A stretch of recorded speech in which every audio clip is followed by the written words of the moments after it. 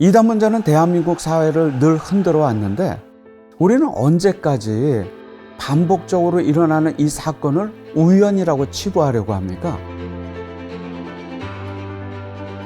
대구에서 10만 명이 넘는 교인이 참가한 종교 행사가 열렸습니다.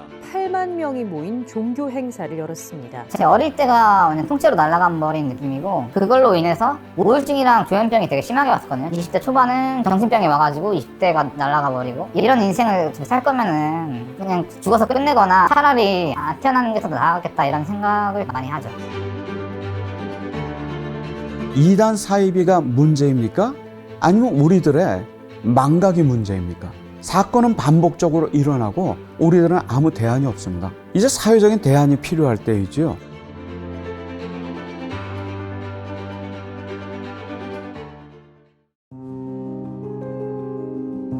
대학원생이라고 하면서 이제 막 술술 얘기를 하다가 막 번호를 달라고 그러더라고요. 뭔가 이상하다 생각하고 튀었는데 그냥 ECC에 이렇게 앉아있거나 여기 돌아다니면 많이 만날 수 있어요. 사이비 여기 진짜 많아요. 그냥 거기 한번 믿기 시작하면은 빠져나올 수가 없다는 게 좀 무섭다? 처음 시작하는 사회생활이 대학이고 아직 학생들이 가치관 성립이 안 됐기 때문에 더 쉽게 유혹을 당할 수 있으니까 일단 종교 자체를 권하거나 이 종교 어떠니? 라고 물어보는 것 자체부터 일단 조심해야 된다고 생각해. 제 주변에서 동아리 면접을 보러 갔는데 실제로 사이비였다라는 걸 많이 봐서 실제로 그래서 동아리 모집하는 경우에 있어서도 좀 더 신중히 들어가야겠다라고 그냥 연합 동아리라고 들었던 것 같아요. 빨잠이라고 그 빨간 잔망경 앞에 있는 설문조사 하시는 사람들이 물론 제가 일반화는 함부로 못하지만 거기서 많이들 당했다고 전 들었어요. 그 JMS 산하에 있는 동아리가 생각보다 엄청 지금은 좀 없어졌는데 연세대에서도 옛날에 되게 많았다고 들었어요. 뭐 연세대뿐만 아니라 뭐 한양대, 중앙대 약간 그래도 종교하면 사람들이 약간 괜찮은 이미지가 있잖아요. 약간 이 동아리에 의지하게 되면 아 나 딴 데서는 사람 만날 수도 없는데 여기 사람들이랑 또 친하게 지내지 하다가 나중에 좀 들어가는 케이스가 있다고 들었어요.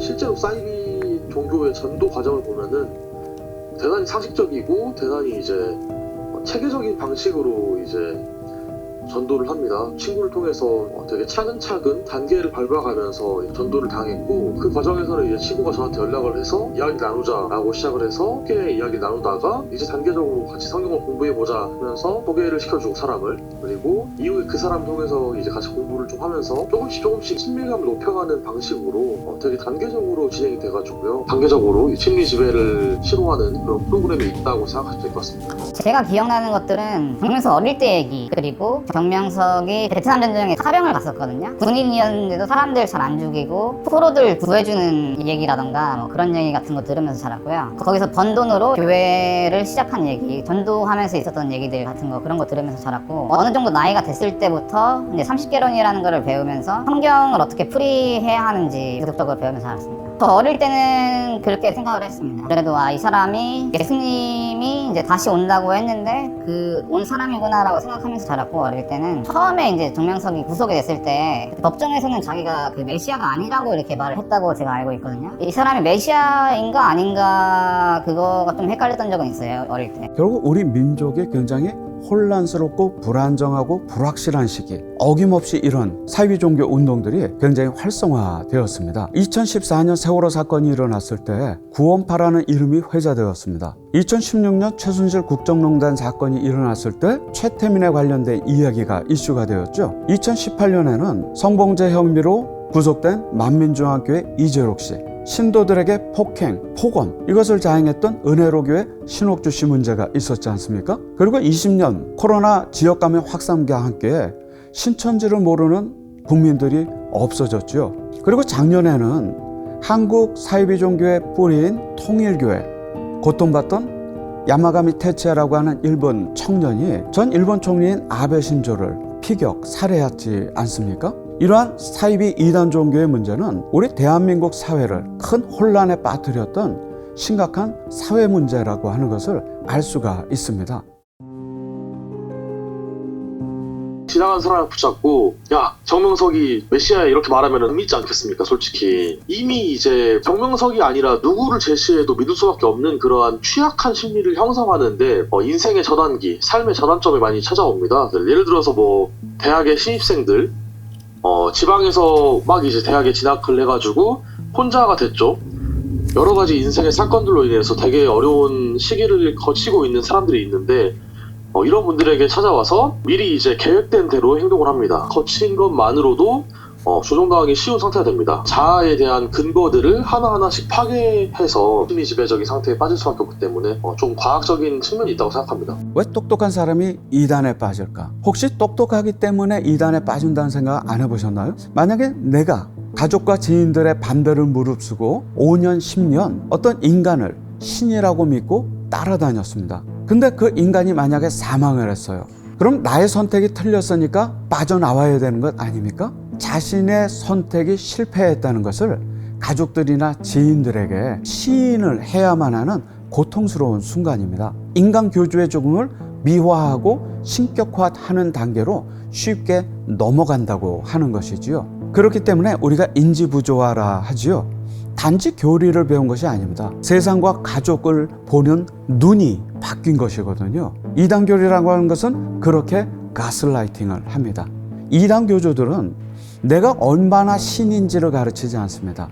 네가 얼마나 죄인인지를 가스라이팅합니다. 내가 죄인이면 죄인인 것을 느낄수록 그 죄를 지적해주는 인간 신은 그 스스로 신이라 하지 않아도 신적인 위치에 올라가게 돼 있는 거지요. 그래서 헌금이라는 이름으로 돈을 바치게 하고 헌신이라는 이름으로 노동력을 착취하고 성을 착취하는 단계까지 진행이 되게 되는 거지요. 한국 이단 사이비 종교 교주들, 특별히 성공한 교주들을 보면은요, 사회적인 교육이 거의 전무합니다. 근데 그 밑에 있는 핵심 간부들은 왜 고학력층일까요? 똑똑한 사람들의 허점은요, 자기가 선택한 것은 틀리지 않았다는 것을 전제하게 됩니다. 자신의 선택이 틀리지 않았다는 걸 보여주기 위해서 인간 신을 따르면서 그 교리를 스스로 받아들이고 심지어는요, 그 교리를 체계화하고 시스템을 조직화하는데 헌신하게 되는 거지요. 요즘 네가 힘들어하길래 내가 그냥 이야기나 할까 하고 불러본 거지. 내가 생각을 해줘도 그렇게 불만이 많냐?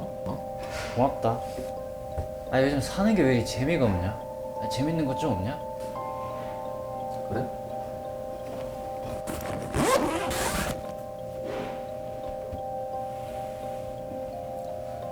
나랑 같이 성경 공부해볼래? 성경 공부? 야, 보통 사람들이 성경 공부라 하면은 엄청 딱딱하게 생각하잖아.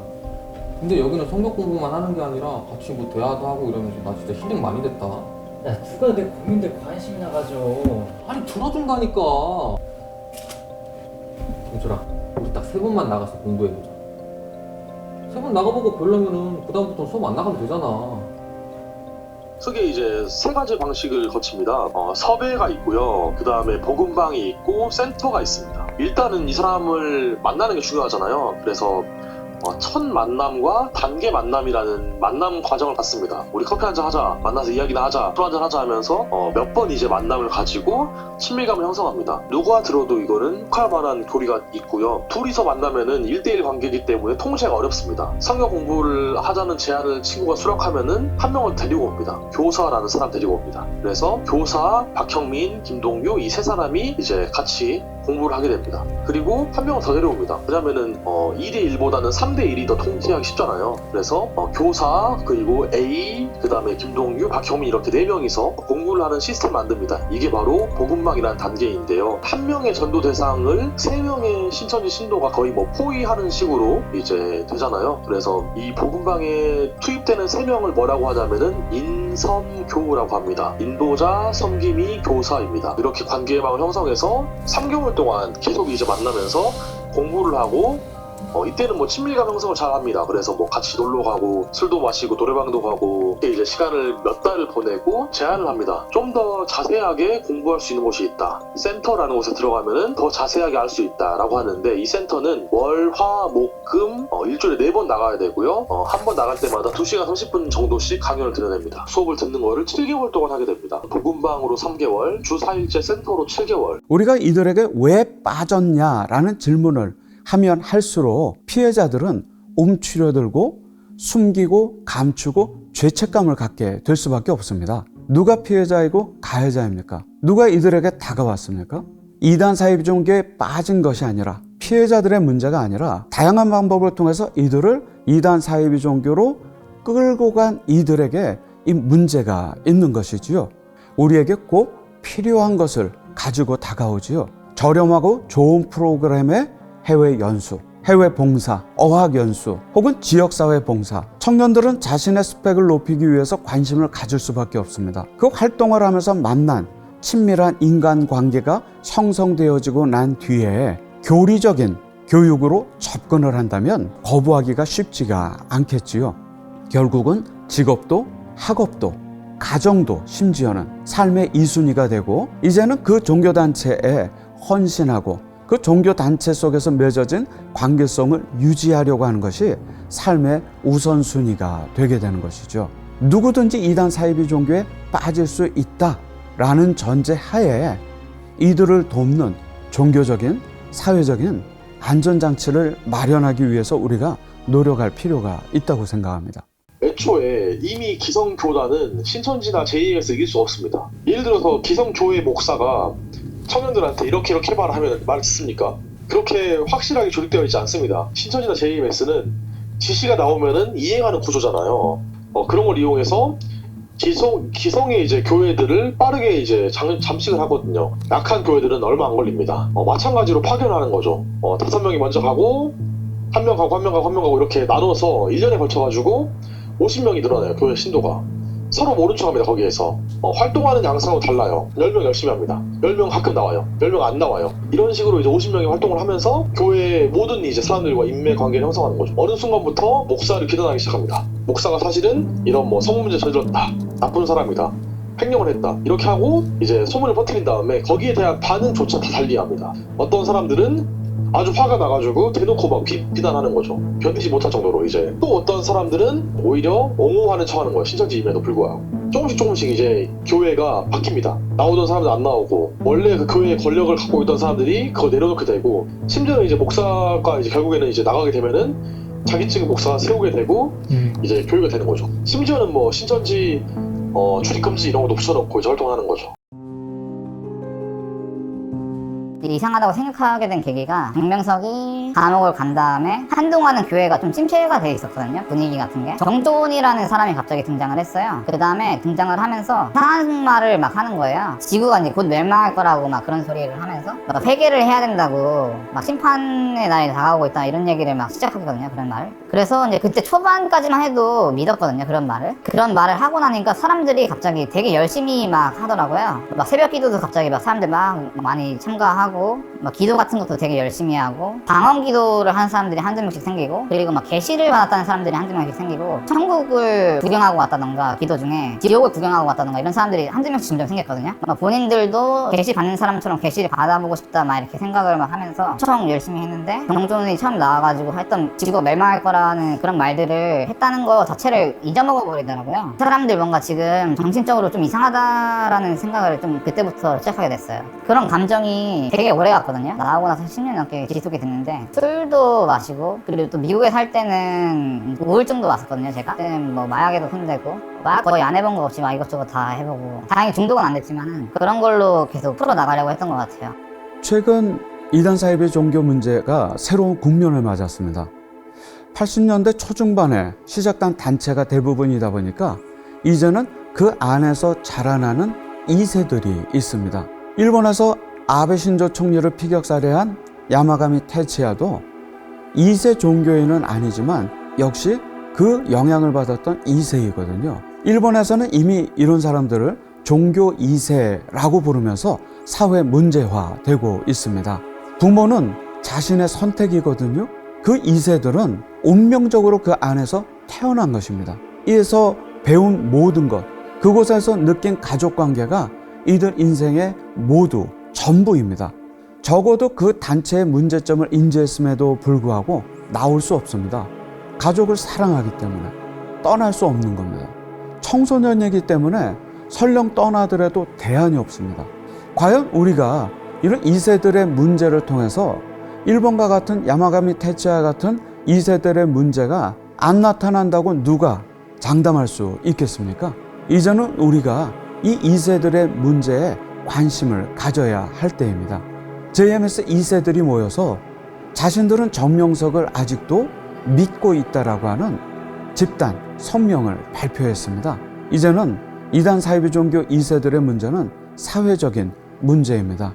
이제 안 되겠다 싶어가지고 가족회의를 열어가지고 저 더 안 나가겠다고 이렇게 말을 했는데, 그래도 다행히도 저희 부모님은 꼭 안 믿고는 이제 너의 자유니까 이렇게 알아서 해도 된다고 했는데, 대신에 이제 가족들을 위해서 그리고 또 다른 사람들의 보는 시선 같은 걸 위해 가지고 교회는 그래도 나가달라고 해가지고, 그래서 교회는 이제 믿지 않으면서도 교회는 어느 정도까지는 쭉 다녔고요. 그리고 또 제가 나온 후에 저랑 친하게 지냈던 애가 잘 안 나가기 시작했대요. 그래가지고 그분 부모님한테 전화가 와가지고 너 때문에 너한테 물들어가지고 애가 교회도 잘 안 나가고 막 그런다고 하면서 막 욕도 막 하시면서 막 그랬었고, 저도 그랬듯이 죄책감도 되게 많이 심어주고, 어릴 때부터 자연스럽게 계속해서 다니고 또 교육을 받다 보니까 이게 진짜 맞다고 생각이 들고, 이것저것 뭐 못하게 하는 것도 많고 막는 게 많으니까 뭐 미디어라든가 이런 거를 통해서 이게 아니라는 것을 깨달을 수 있는 정보 같은 게 차단이 되어 있어가지고, 그래서 모르는 것도 있고, 지속적으로 교회를 나가버리면은 안 좋은 혜택들을 받거나 뭐 지옥에 간다던가 뭐 죄책감을 많이 심어줘가지고 그래서 나오는 것 같습니다. 만약에 내가 틀리고 이 교회가 진짜 맞으면 어떡하나 이런 생각도 많이 들었고요. 만약에 내가 나왔을 때 가족들이 혹시 불이익을 받지 않을까, 주변에 있던 친구들이 뭐 불이익을 받지 않을까 이런 생각도 많이 들었습니다.